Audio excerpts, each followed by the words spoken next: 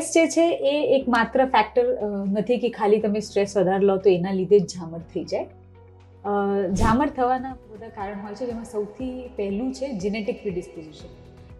જો તમારા પરિવારમાં કોઈને બી ઝામર છે, પેરેન્ટ્સ, ગ્રેન્ડ પેરેન્ટ્સ કોઈને બી છે, તો એક બહુ મોટું ચાન્સ થઈ જાય કે તમને બી ઝામર આવી શકે છે ભવિષ્યમાં, રાઈટ? પણ ઝામરવાળા દર્દીઓને સ્ટ્રેસ અથવા ઊંઘ ઓછી રહેવી, લેક ઓફ સ્લીપના લીધે એ લોકોનું જે પ્રેશર કંટ્રોલ કરે એ ઉપર નીચે વધારે થઈ જતું હોય છે.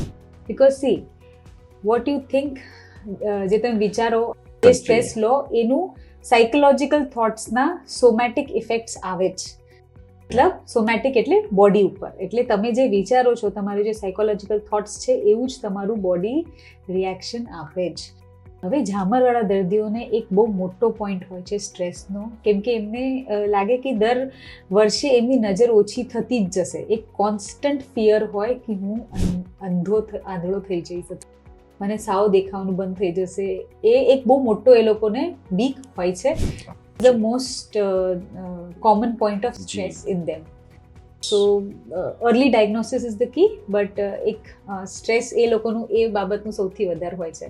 સો યસ, અગર જો કોઈને ઝામરનું પેશન્ટ હોય, એમનું સ્ટ્રેસ લેવલ્સ રહેશે, એમનું ઊંઘની સ્લીપ સાયકલ બરાબર રહેશે, લોકોનું આઈઓપી કંટ્રોલ બેટર રહેશે, ડેફિનેટલી.